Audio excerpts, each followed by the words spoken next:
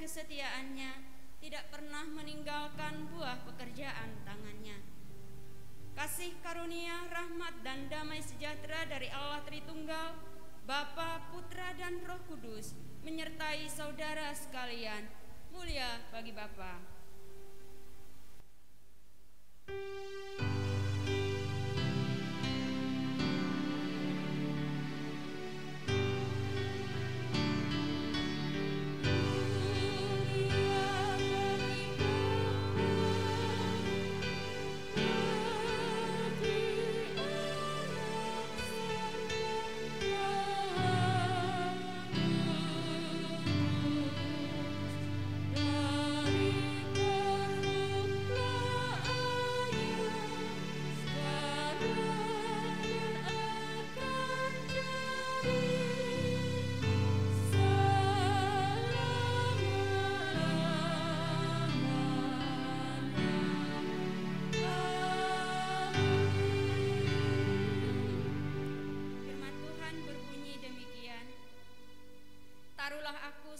meterai pada hatimu, seperti meterai pada lenganmu.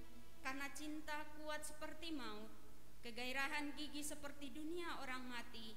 Nyalanya adalah nyala api, seperti nyala api Tuhan. Air yang banyak tak dapat memadamkan cinta, sungai-sungai tak dapat menghanyutkannya. Amin, amin, amin.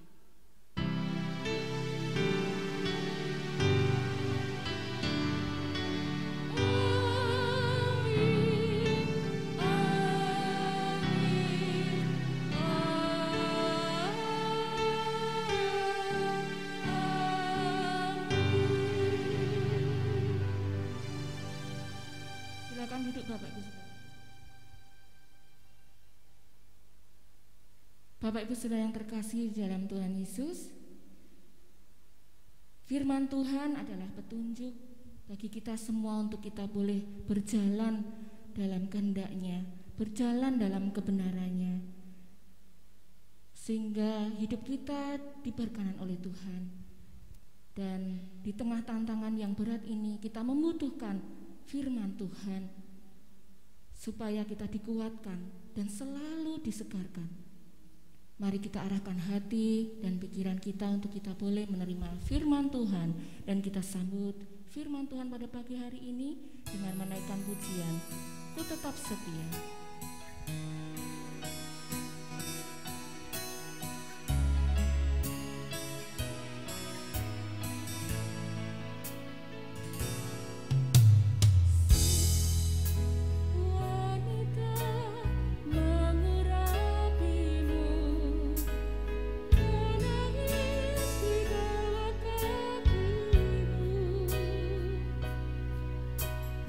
Demikian hidupku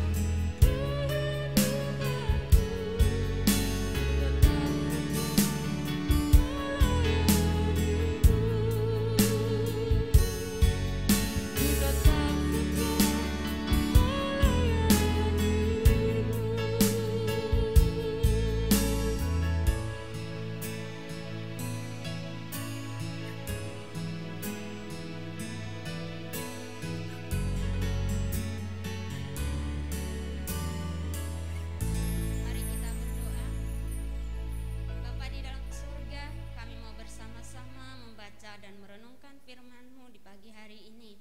Tolonglah kami dengan Roh Kudus-Mu, baik hamba-Mu yang menyampaikan maupun setiap kami yang ada di tempat ini, supaya firman itu boleh menjadi kekuatan dan terlebih meneguhkan iman percaya kami kepada Tuhan di tengah-tengah kami menjalani kehidupan yang sulit saat ini. Berkatilah Bapa pemberitaan firman. Dalam nama Tuhan Yesus kami sampaikan dengan pengucapan syukur. Amin. Selamat pagi Bapak Ibu Saudara, Shalom. Pada bulan keluarga kita akan sama-sama merenungkan dari Kidung Agung pasal yang ke-8 ayat yang ke-5 sampai ayat yang ke-14. Tapi saya akan membacakannya dari ayat yang ke-5 sampai ayat yang ke-7. Bapak Ibu bisa menyimak di dalam hati. Kidung Agung pasal 8 ayat 5 sampai 7, beginilah firman Tuhan. Siapakah dia yang muncul dari padang gurun, yang bersandar pada kekasihnya? Di bawah pohon apel kubangunkan engkau. Di sanalah ibumu telah mengandung engkau. Di sanalah ia mengandung dan melahirkan engkau. Taruhlah aku seperti meterai pada hatimu, seperti meterai pada lenganmu, karena cinta kuat seperti maut, kegairahan gigih seperti dunia orang mati. Nyalanya adalah nyala api, seperti nyala api Tuhan. Air yang banyak tak dapat memadamkan cinta, sungai-sungai tak dapat menghanyutkannya. Sekalipun orang memberi segala harta benda rumahnya untuk cinta, namun ia pasti akan dihina. Sampai sedemikian jauh pembacaan firman Tuhan. Berbahagialah kita yang suka membaca, merenungkan, terlebih melakukan kebenaran firman Tuhan hari lepas hari dalam kehidupan kita. Saya minta tolong bisa monitornya dinyalakan yang di depan saya. Terima kasih. Tema kita pada pagi hari ini adalah kemenangan cinta sejati. Kidung Agung merupakan kitab yang sangat jarang dibaca, bahkan dikhotbahkan. Paling kalaupun muncul khotbah dari Kidung Agung, paling ayat cinta kuat seperti maut ketika acara pemberkatan nikah mungkin itu. Tapi kalau kita membahasnya secara khusus memang agak jarang. Karena apa? Kitab Kidung Agung itu berbeda dari kitab-kitab yang lain. Kalau kitab-kitab yang lain itu dia di sana menceritakan bagaimana sejarah Allah menyelamatkan, kasih Allah akan dunia langsung jelas kelihatan. Apa yang Allah perbuat, bagaimana kita meresponi kasih Allah, di sana sangat jelas dipaparkan.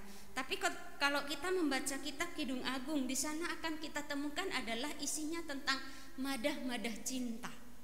Jadi suatu ungkapan bagaimana indahnya kasih di antara dua manusia, laki-laki maupun perempuan.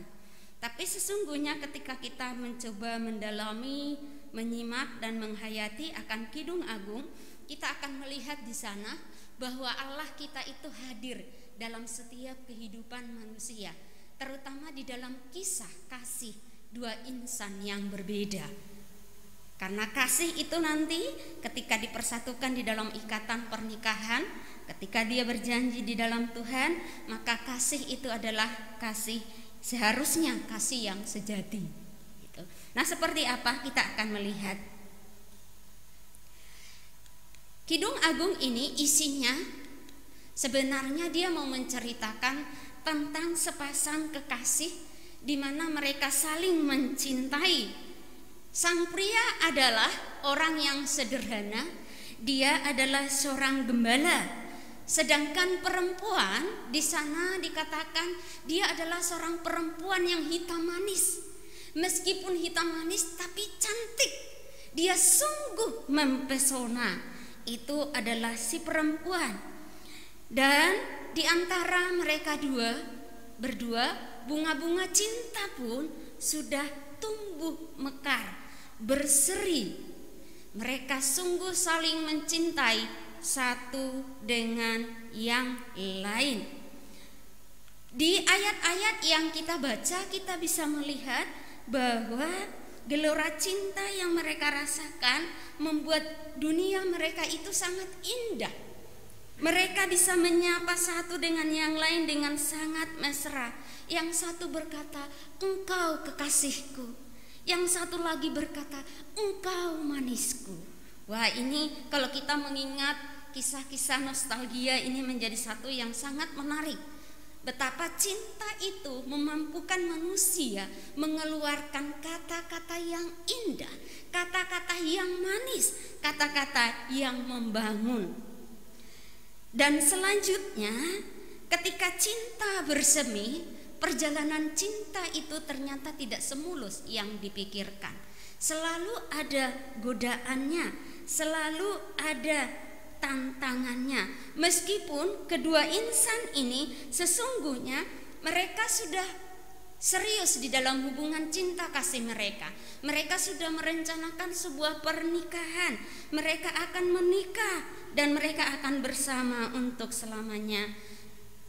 Ternyata di dalam penantian mereka akan waktu pernikahan mereka, ada sesuatu yang muncul, yaitu ada godaan. Katanya orang sih biasanya ketika kita mau menikah atau ketika seseorang mau menikah, godaannya jauh lebih besar. Dulu sebelum pengen menikah, baru pengen punya pacar, rasanya mendapatkan pacar itu agak susah. Tapi ketika sudah menemukan pacar dan pengen menikah, biasanya katanya orang tua, saya kurang paham, itu banyak yang pengen datang gitu ya. Jadi semakin banyak pilihannya. Jadi akhirnya apa? Godaan itu juga muncul. Nah, terhadap si perempuan yang hitam manis dan cantik ini, dia pun diperhadapkan dengan sebuah godaan. Godaannya menurut saya sangat luar biasa, karena muncul seorang pria. Seorang pria yang muncul ini bukanlah pria biasa, tetapi dia pria yang luar biasa. Secara ukuran manusia, dia memang pria idaman semua perempuan. Karena pria ini sangat tampan, dia terawat, dia berkelas, dia terpandang, dia seorang raja. Di Kidung Agung dikatakan bahwa dia adalah Raja Salomo. Menurut para ahli mengatakan dia adalah Raja Salomo. Raja Salomo terpikat dengan si perempuan hitam manis yang sangat cantik ini. Dengan segala macam usaha, Raja Salomo pun melayangkan rayuannya kepada si cantik. Mungkin dia berkata, "Wah, engkau sangat cantik. Meskipun banyak wanita di dunia ini, hanya engkau yang lebih dari mereka. Engkau satu-satunya cintaku." Mungkin dia akan berkata begitu ya. Mungkin itu bahasa saya. Dia juga akan berkata, "Aku akan membahagiakan kamu. Mau minta apa? Mobil, villa, pesawat pribadi, keliling dunia, atau apa? Semua ada. Mau emas langsung berkalungkan 10 kilogram? Boleh, apapun boleh." Nah, kira-kira Bapak Ibu Saudara di zaman sekarang banyak yang tergoda enggak ya? Perempuan single atau perempuan yang sudah menikah? Banyak ya? Langsung, wah ini kesempatan. Tidak akan pernah datang dua kali. Apalagi kalau datang dengan segala kemewahannya, dia nggak kurang apa-apa. Dia seorang raja, dia berkelimpahan harta, dia berkuasa, apapun ada di dalam dirinya. Itu yang datang menggoda si perempuan yang cantik ini. Padahal dia dan kekasihnya sudah berkomitmen menikah. Apa yang terjadi Bapak Ibu Saudara? Si cantik ini ternyata dia tidak terpikat dengan bujuk rayu sang laki-laki yang kaya raya, yang tampan itu. Dia tidak terbujuk rayuannya. Dia tidak menginginkan harta kekayaannya. Dia juga tidak menginginkan akan segala hal yang dimiliki oleh raja itu untuk dia miliki. Dia malah memilih bertahan di dalam komitmen cinta yang dia sudah bangun bersama kekasihnya. Dia tetap berkomitmen untuk menjaga keutuhan cinta mereka. Dia menolak cinta baginda. Dia berkata kepada baginda, kepunyaan kekasihku aku. Luar biasa kan? Jadi dia berkata bahwa si laki-laki sederhana, sang gembala orang desa iki itu adalah cintaku. Dia yang akan memiliki aku. Jadi saya tidak tertarik dengan kamu. Luar biasa. Pertanyaan yang muncul adalah, mengapa si perempuan cantik ini bisa bertahan dari rayuan maut sang lelaki? Padahal semua orang butuh materi, semua orang butuh tentang status, tapi perempuan ini dia tidak mengabaikan cintanya demi apa yang dimiliki oleh raja dan demi apa yang tidak dimiliki kekasihnya. Maaf Bapak Ibu Saudara, saya tidak tahu. Oh iya.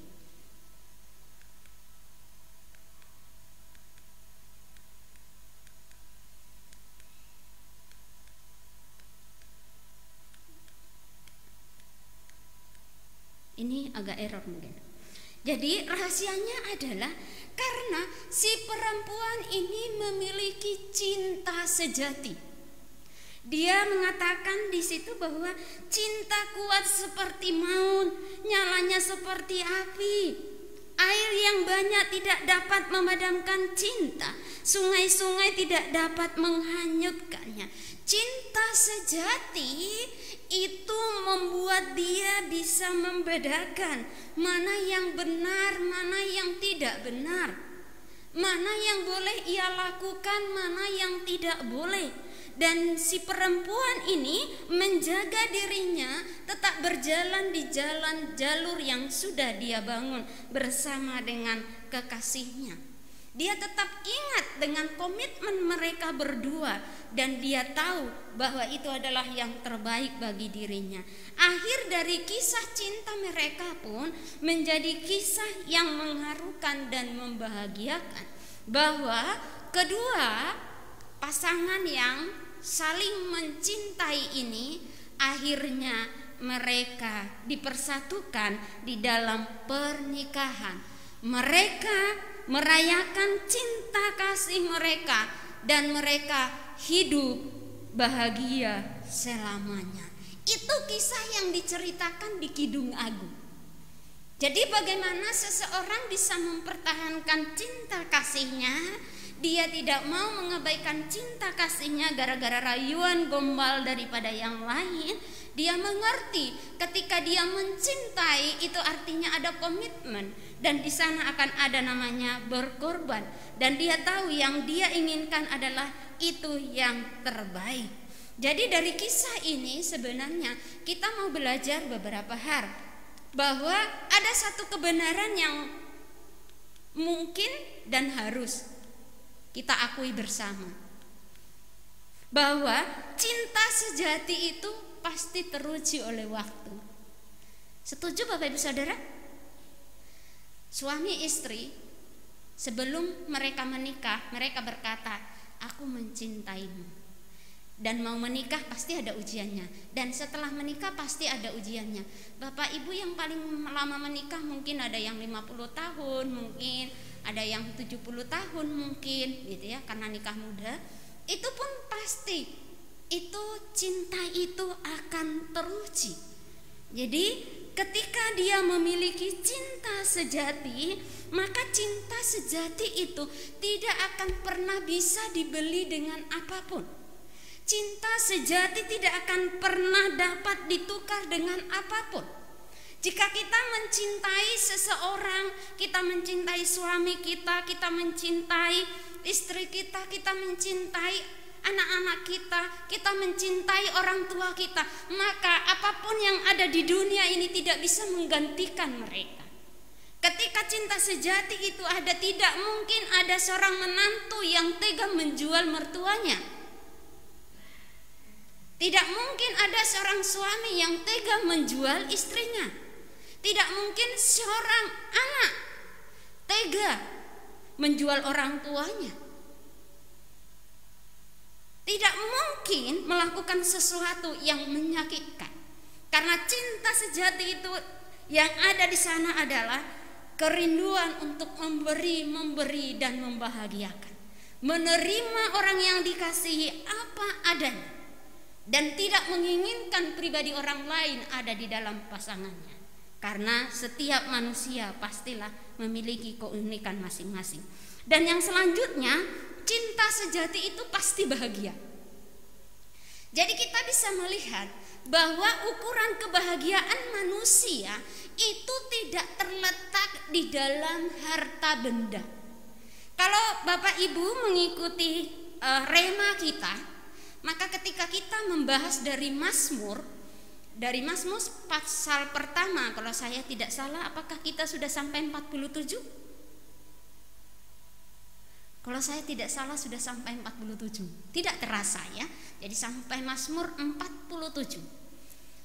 Nah, jadi kita melihat di pasal yang pertama di sana dikatakan tentang berbahagia itu adalah orang yang takut akan Tuhan, yang mencintai kebenaran. Itu yang berbahagia. Ketika kita mencintai Tuhan, takut akan Tuhan, berjalan di dalam kebenaran, maka sesungguhnya kasih dari Tuhan itulah yang membuat hidup kita bahagia. Misalkan di dalam kondisi pandemi yang sekarang, setiap orang percaya harusnya bisa menikmati kebahagiaan daripada Tuhan. Bukan bahagia karena melihat karena adanya si corona, saya lebih banyak liburan di rumah. Bukan itu. Tetapi kita bisa bahagia karena apa? Di dalam situasi yang sulit itu Tuhan berkarya. Tuhan memberikan kedamaian di dalam hati kita. Kita bisa melewatinya dengan sukacita. Itu yang membuat kita berbahagia. Tuhan memelihara kita. Tuhan mencukupkan kehidupan kita hari lepas hari. Jadi cinta sejati pasti berbahagia. Karena orang yang memiliki cinta sejati akan menerima dirinya, menerima pasangannya, menerima keadaan keluarganya dengan segala apa yang ada di dalamnya dengan penuh sukacita dan syukur. Dia mengerti bahwa apapun yang ada di dalam lingkaran kehidupannya ada Tuhan di sana. Jadi harusnya setiap kita memiliki cinta yang sejati. Bisa tidak? Bisa. Karena apa? Kita punya Tuhan Yesus. Tuhan Yesus yang memampukan kita mencintai orang yang kita kasihi meskipun dia banyak kekurangan. Dan menerima dia apa adanya. Nah, kalau kita kaitkan dengan kehidupan beragama, karena lewat Kidung Agung ini dia juga mau mengisahkan bagaimana kasih Allah terhadap umatnya. Kita disebut mempelai Kristus. Jadi kasih Tuhan kepada kita manusia itu sungguh teramat besar. Kasihnya itu luar biasa atas kehidupan kita. Kasihnya dibuktikan dengan rela mengorbankan dirinya untuk kita.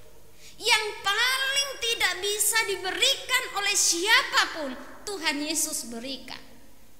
Tidak ada yang bisa memberikan keselamatan selain Tuhan Yesus. Itu bukti cinta sejatinya kepada kita. Jadi sesuatu yang tidak bisa diberikan oleh siapapun, itu Tuhan Yesus berikan. Apalagi yang bisa diberikan oleh orang lain.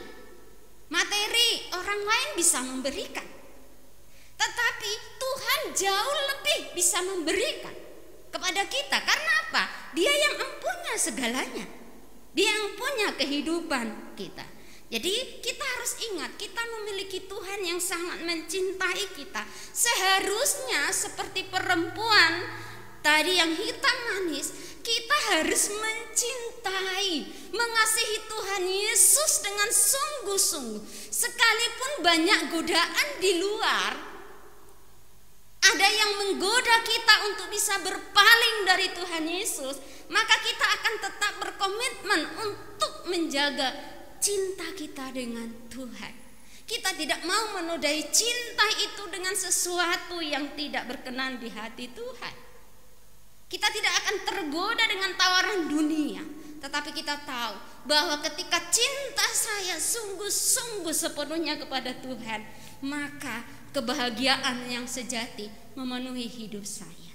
Jadi kebahagiaan di dalam Tuhan itu mencakup baik secara spiritual, baik secara psikis, baik secara jasmani maupun itu sudah tadi rohani. Jadi semuanya itu mencakup.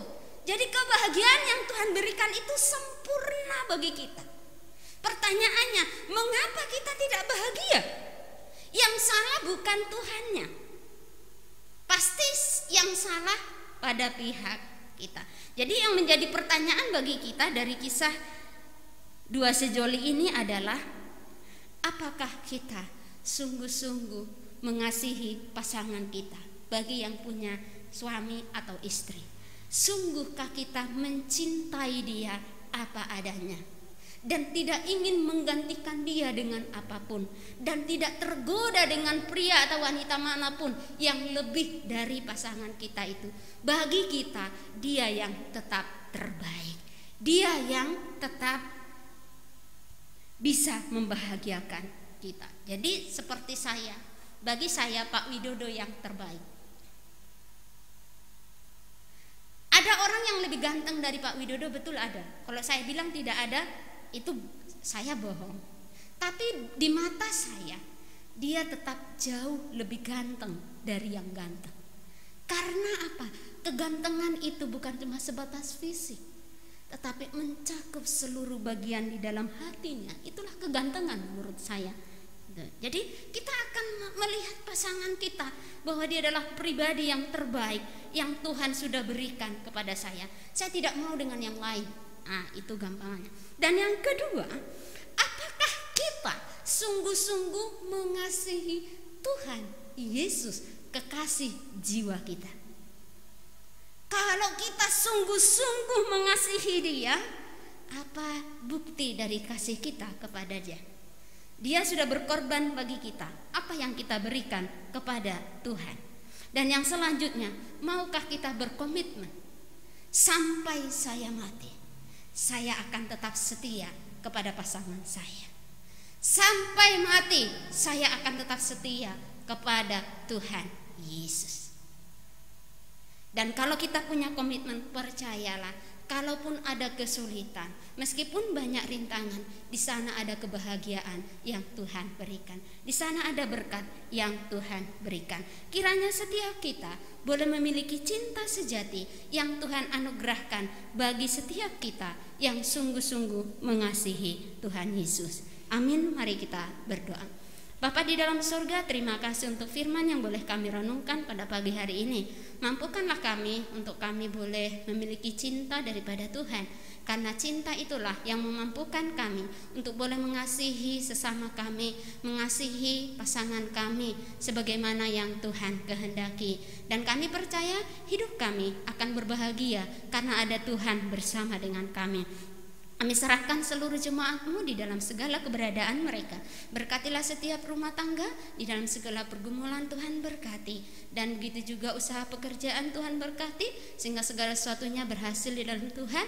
Anak-anak yang mencari sekolah Tuhan berikan yang terbaik. Dan begitu juga Bapa, saudara-saudara kami yang sakit lemah tubuh dan yang tidak bisa menikmati ibadah karena keterbatasan, biarlah Tuhan yang menolong, Tuhan yang memberkati. Engkau yang hadir dalam hidup mereka, supaya mereka juga boleh merasakan akan kehadiran Tuhan. Dan terlebih saudara kami yang sakit, boleh dikuatkan imannya di dalam Tuhan. Dan jika Tuhan berkenan, Engkau memberikan kesembuhan atas hidup mereka. Bangsa dan negara kami, Indonesia dan juga kota Solo, bahkan seluruh dunia yang sedang bergumul untuk pandemi COVID-19 19 ini kami serahkan kepadamu, hikmat-Mu boleh ada bersama para pemimpin kami Tuhan. Biarlah Engkau yang berikan kebijaksanaan kepada mereka, sehingga mereka boleh bertindak dengan baik dan benar sebagaimana yang Tuhan kehendaki. Dan terlebih dampak dari COVID ini Bapa boleh diatasi dengan baik, dan mampukan kami seluruh rakyat Indonesia untuk kami boleh melakukan bagian kami sebagaimana mestinya. Kami percaya Engkau hadir di tengah persoalan bangsa kami, dan Tuhan berikan yang terbaik. Dan juga kota Solo Tuhan, biarlah Tuhan berikan kedamaian dan ketenangan. Kami serahkan juga untuk PK dan MDS, Tuhan memberkati, KBKinasi juga, biarlah ini menjadi kepanjangan tangan Tuhan untuk boleh memberitakan kasih Tuhan dimanapun berada. Terima kasih Bapak, kami bersyukur untuk berkat Tuhan yang berkelimpahan dalam kehidupan kami, sehingga hari lepas hari kami sungguh-sungguh boleh menjalani kehidupan kami dan kebutuhan kami boleh tercukupi dengan baik. Di tengah rasa syukur kami kepada Tuhan, kami sudah mengumpulkan persembahan kami kepadamu. Biarlah Tuhan berkenan menguduskan, menyucikan setiap persembahan yang ada, sehingga persembahan itu menjadi dupa yang harum di hadapan Tuhan. Dan terlebih Tuhan boleh berguna untuk pelebaran kerajaan-Mu. Berkati setiap jemaat-Mu yang sudah memberikan dengan sukacita.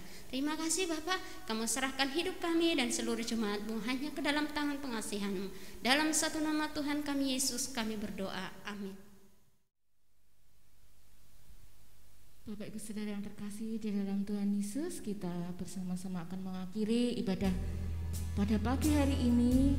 Kita akan bersama-sama menaikkan pujian dari PPR 1 nomor 219, Ajarku jalanmu oh Tuhanku. Mari kita bangkit berdiri.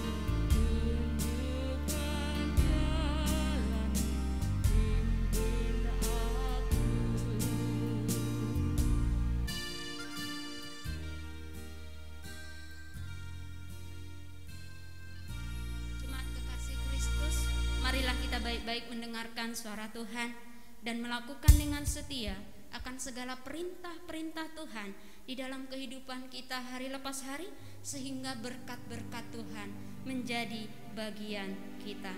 Dan sekarang arahkanlah hati saudara kepada Tuhan, pulanglah dalam damai dan terimalah berkat Tuhan. Diberkatilah engkau di kota dan di desa dan dimanapun engkau berada. Diberkatilah rumah tanggamu dan anak keturunanmu. Diberkatilah studimu. Diberkatilah masa depanmu. Diberkatilah engkau pada waktu masuk dan diberkatilah engkau pada waktu keluar. Dan kiranya Tuhan memerintahkan berkat ke atasmu di dalam segala usaha dan pekerjaanmu, serta memberi engkau damai sejahtera di dalam nama Bapa dan Putra dan Roh Kudus, kini dan sepanjang segala masa. Amin.